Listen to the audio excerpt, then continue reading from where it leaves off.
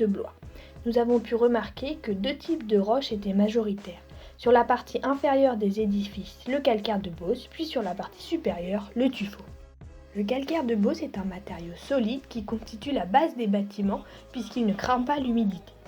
Contrairement au tuffeau, qui est plus fragile mais plus malléable, permettant de réaliser des sculptures sur la roche. Il est également très apprécié pour sa couleur blanche.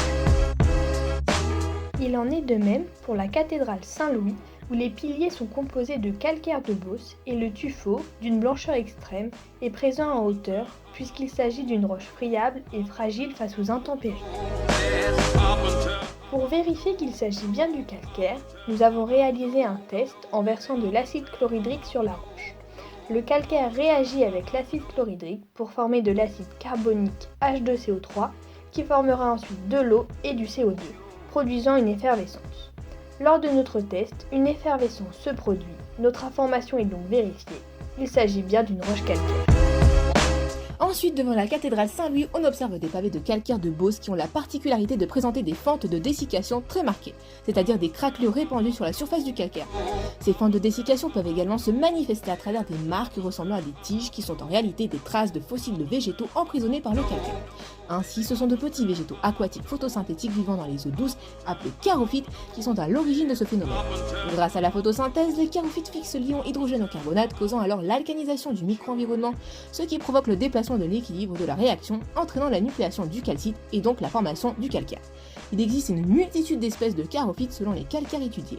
Par principe d'actualisme, la présence des charophytes témoigne d'un calcaire issu d'un climat chaud et d'eau douce, ce qui est en accord avec l'origine lacustre du calcaire de Beauce.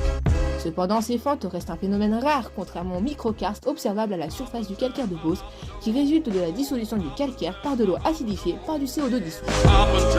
En observant le château royal de Blois, on remarque qu'il est construit de la même manière que les autres bâtiments blésois, calcaire de Beauce, tuffeau et briques d'argile. Concentrons-nous sur le calcaire de Beauce. On le retrouve à la base du château et également dans Blois à l'affleurement, notamment sur le socle du château. Cela nous permet de dire qu'une partie de la ville repose sur le calcaire de Beauce. Les cartes géologiques le confirment et démontrent également de la présence d'autres roches sous Blois.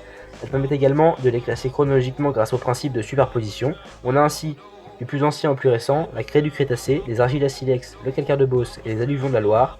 Le calcaire de Beauce est donc très local. Sur certains calcaires de Beauce, on peut observer des craquelures, elles sont dues à la formation du calcaire.